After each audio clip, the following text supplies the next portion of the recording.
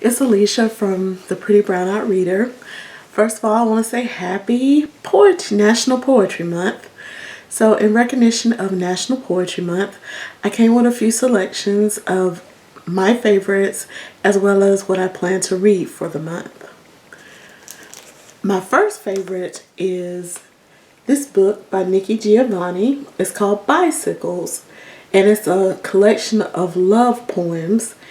And the reason she calls it bicycles, she tells us on the first page, she says that bicycles because love requires trust and balance. That's just beautiful.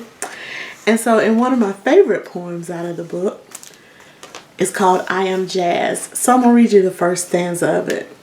I am jazz. I am smooth but not pop. I am cool but not contained. I run the soundtrack of your life. I love that. Just beautiful love poems from Miss Nikki Giovanni.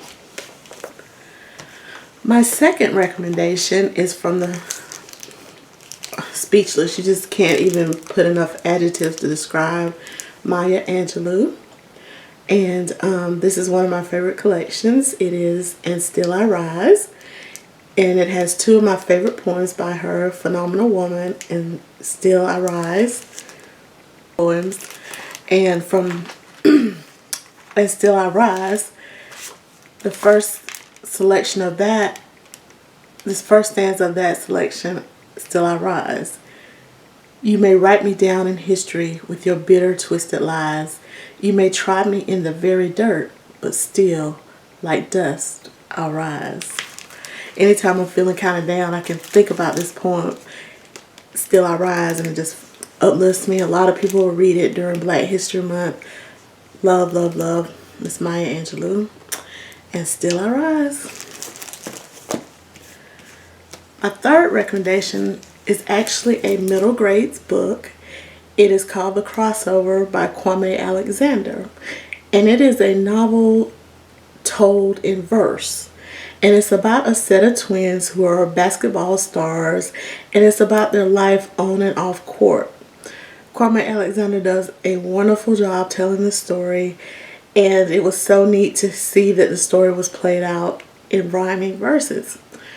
He also is excellent at introducing vocabulary words for middle grade students throughout the book, and I thought that was a very neat idea.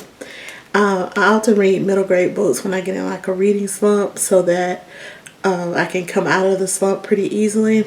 But Kwame Alexander, great author. He actually has a new book out called Booked, and I can't wait to read it as well. Lastly, this is what I plan to read in honor of National Poetry Month, and it is called Does Your House Have Lions by Sonia Sanchez. And she is a poet, and she penned these set of poems based off of her brother's life. He was one of the first victims of the AIDS pandemic back in the 80s, and it's told from different perspectives. It's her voice, her father's voice, her brother's voice, as well as the entire family's voice. And so I feel like that's probably very unique, and I can't wait to get into it.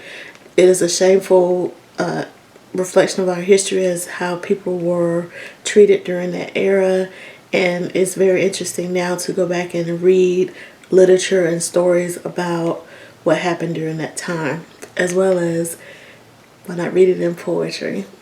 So these were just a few of my recommendations and what I plan to read for National Poetry Month.